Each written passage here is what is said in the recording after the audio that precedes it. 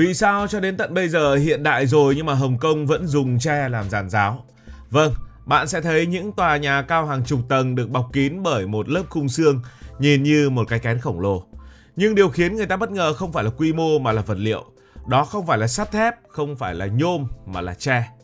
Một thành phố tài chính hàng đầu thế giới, nơi tiền bạc còn chạy nhanh hơn cả taxi, nơi mà những tòa nhà kính phản chiếu ánh sáng như trong phim khoa học viễn tưởng lại đi dùng tre, thứ vật liệu mà ở Việt Nam thường thấy ở nông thôn, làm rào, làm giàn bầu bí hay là lợp tạm một cái mái. Nhưng nếu để ý kỹ hơn một chút, bạn sẽ nhận ra tre ở đây nhỏ nhưng mà có võ. Nó là một loại vật liệu cực kỳ đặc biệt. Một cây tre dài vài mét, không quá nặng, một người có thể vác trên vai leo cầu thang như không. Nhưng cái đáng nói là dù nhẹ như vậy, nó vẫn đủ chắc chắn để làm giàn giáo cho hàng chục công nhân đứng lên, di chuyển, mang vật liệu và làm việc cả ngày. Tre được dùng làm giàn giáo ở Hồng Kông thực ra không phải trồng tại chính nơi này, mà phần lớn là nhập khẩu từ bên ngoài, đặc biệt là từ Trung Hoa đại lục. Lý do thì cũng đơn giản thôi, Hồng Kông quá chật, diện tích nhỏ, đất đai cũng nhỏ, ưu tiên cho nhà ở và hạ tầng, nên gần như không có đất trồng cho tre với quy mô lớn.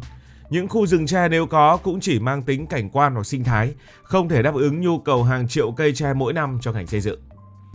Nguồn cung tre chính của giàn giáo thường đến từ các tỉnh phía Nam Trung Quốc như là Quảng Đông, Quảng Tây, nơi có khí hậu ẩm, nóng, rất hợp để tre phát triển nhanh, thân to, thẳng, dẻo.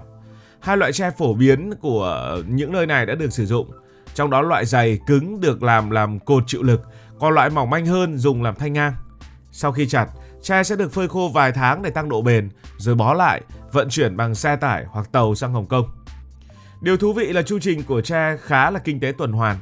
Một cây tre không chỉ dùng một lần rồi vứt đi mà có thể tái sử dụng khoảng 2 đến 3 lần, tức là mức độ hao mòn và điều kiện thời tiết đảm bảo tre được sử dụng không chỉ một lần. Khi đã quá cong hoặc yếu, chúng mới bị loại bỏ. Nhờ vậy dù phải nhập khẩu, chi phí tổng thể vẫn thấp hơn rất nhiều so với thép hay là nhôm. Và vì nguồn tre ở Trung Quốc rất dồi dào, tốc độ mọc thì nhanh, có loại mọc gần 1 mét mỗi ngày trong thời gian cao điểm, nên nguồn cung gần như không bị gián đoạn. Nói một cách dễ hiểu, Hồng Kông giống như một xưởng thi công khổng lồ nhưng không có nguyên liệu tại chỗ, còn Trung Quốc đại lục đóng vai trò như kho vật liệu phía sau. Tre được trồng ở những nơi rộng rãi, khí hậu phù hợp, rồi vận chuyển sang nơi cần sử dụng.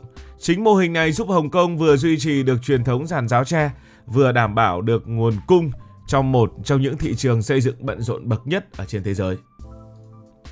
Cái hay của tre nằm ở chỗ, nó không chỉ mạnh mà còn dẻo. Thép thì cứng, rất cứng, nhưng khi vượt quá giới hạn thì gãy rất nhanh. Tre thì khác, nó uốn cong, hấp thụ được lực, nó nhún theo gió. Trong một thành phố thường xuyên có gió mạnh như Hồng Kông, khả năng linh hoạt này lại trở thành lợi thế cực kỳ lớn. Nó giống như khi bạn đứng trên một cây cầu tre, bạn thấy nó rung rung theo bước chân, nhưng chính cái rung đó lại giúp nó không bị gãy. Hơn thế nữa, bên trong cây tre là một cấu trúc cực kỳ thông minh của tự nhiên, gồm những cái sợi cellulose đan xen với nhau tạo thành một dạng chúng ta tạm hiểu là bê tông sinh học.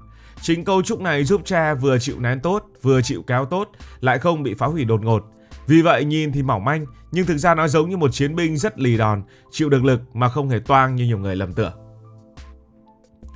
Điều tiếp theo khiến Hồng Kông vẫn sử dụng tre, đó là bạn phải hiểu thành phố này khó tính đến mức nào.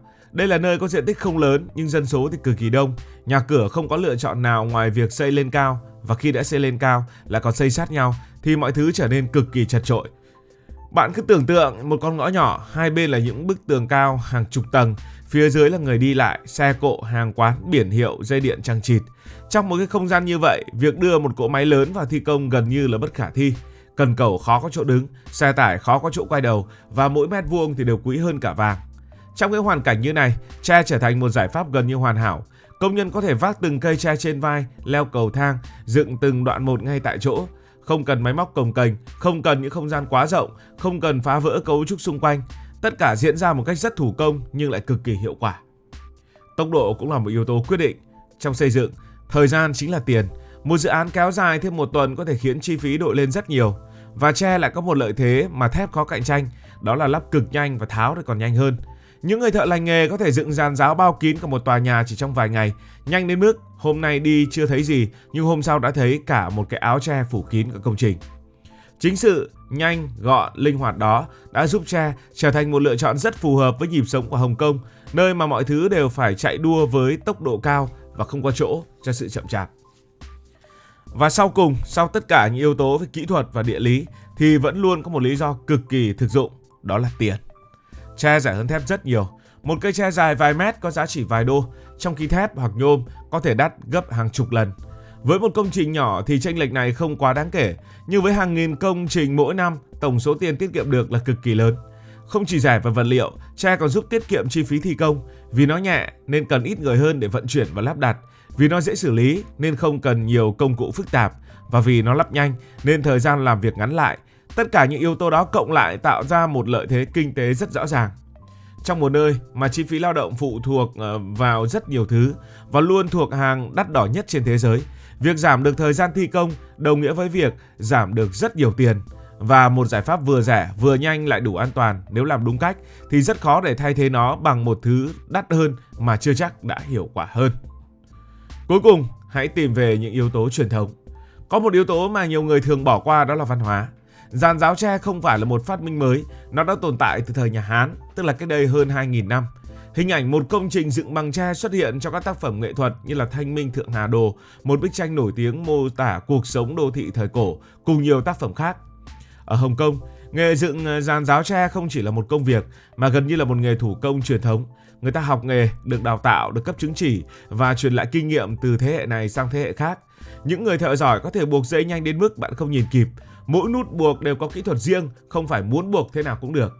Tre cũng gắn liền với đời sống văn hóa của thành phố này. Nó được dùng để dựng sân khấu tạm cho các lễ hội, nhà hát kịch, các công trình mang tính nghi lễ. Vì vậy, việc sử dụng tre không chỉ là vấn đề kỹ thuật mà còn là cách để duy trì một bản sắc giữa một đô thị hiện đại hóa rất nhanh. Nhưng cái gì cũng có hai mặt của nó. Dù có nhiều ưu điểm, giàn giáo tre không phải là không có rủi ro, và một trong những vấn đề lớn nhất đó là khả năng cháy. Tre là vật liệu hữu cơ, khi khô thì rất dễ bắt lửa. Lưới nhựa bọc bên ngoài thường dùng để che chắn bụi và vật liệu rơi lại càng dễ cháy. Khi có hỏa hoạn, lửa có thể lan rất nhanh dọc theo giàn giáo, biến cả mặt ngoài của tòa nhà thành một đường dẫn lửa. Ngoài ra, tre là vật liệu tự nhiên nên chất lượng không đồng đều, có cây chắc, có cây yếu, có cây bị ẩm, có cây đã qua sử dụng nhiều lần. Điều này đòi hỏi người thợ phải có kinh nghiệm để chọn và sử dụng đúng cách, nếu không, rủi ro có thể tăng lên đáng kể.